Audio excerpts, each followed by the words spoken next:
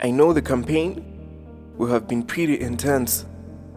Parties joining forces, several secretaries brought together so that adding up, the manifestos could make some sense. My two-party alliance might have looked smaller than everyone's, making you think I'm short of whole sense. But trust me, my running mate has never had a match. Don't be fooled and start judging books by their cover.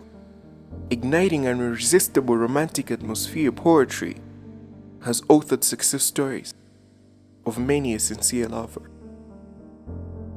I just don't know whether or not I'll be the country's first devoted Christian chef d'etat. And so sure whether I'll be her sixth guy, seeing I really took my time, knowing great haste always makes great waste. Her Highness Professor Singleness badly desired a third term. That's an open secret. The laws being adjusted, her relatives in the village convinced singlehood would win, had vowed she would forever be a lone lady.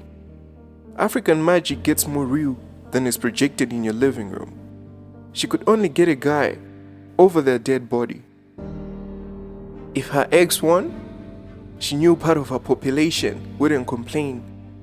Another part would have been over the moon if Professor Singlehood won again. The rest needed someone new. The previous ones had injured them so bad that they were racked with pain. However, I wasn't the only aspirant. My conscience therefore asked me to think again. Yet knowing faint heart never won fair lady, I still proceeded with the campaign. And so walking out in her Nike shoes, she only returned home after checking my box. Though she never saw me in a Nike outfit, she was convinced I ticked all the right boxes.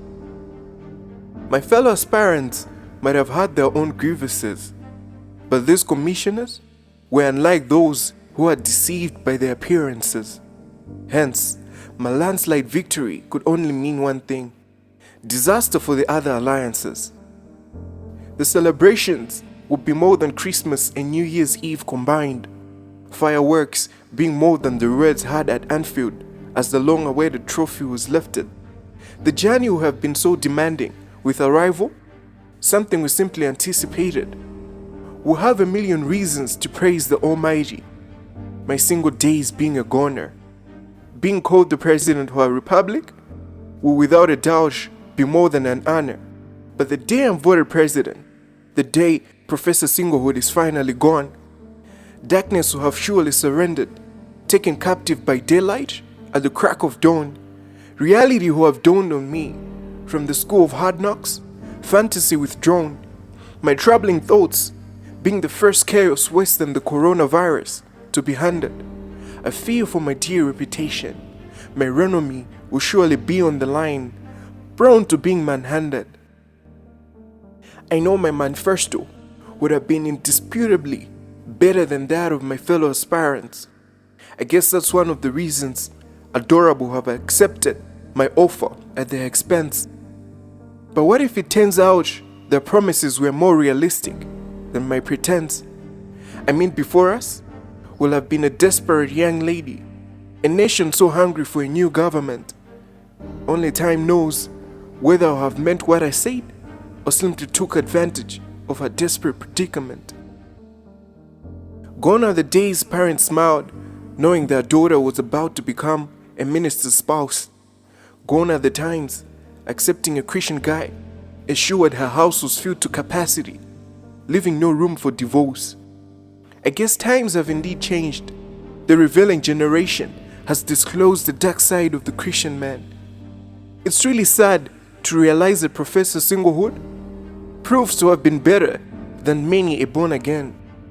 It even gets worse when she finds out she was better off being with a guy who could hardly define the word amen. The day I'm voted president, even if I sleep, I doubt my mind will let me rest all evening. I said the day I is voted president, even with just a handful of subscribers, the whole world will have surely started watching.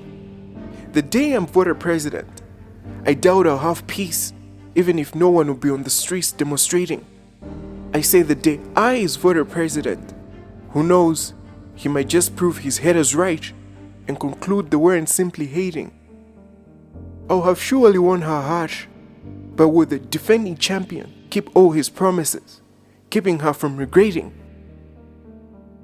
I know she'll have spent a lot of time on her knees with her girlfriends. I agree, everyone was convinced it was time for her to experience something different. Singlehood and all the previous governments had been pretty corrupt, stealing her happiness. They had surely robbed her smile so pretty.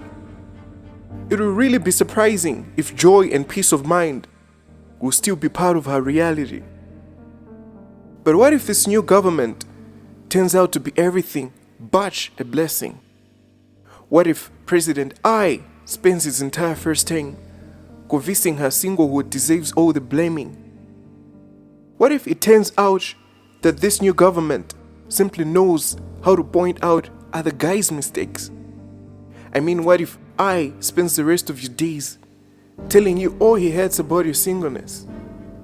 What if he works hard to make your life no better than it had been before you voted him president? The day I'm voted president, will it be the beginning of her life's brand new season?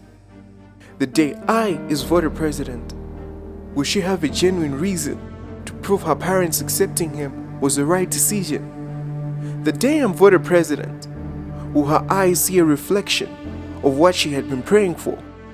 The day I is voted president, will her girlfriends agree this guy is a perfect match of the prince she had been waiting for? The past being behind and the future ahead, will I be able to live up to my reputation? The day I'm sworn in, vows exchanged, when I say so help me God, I mean every bit of it.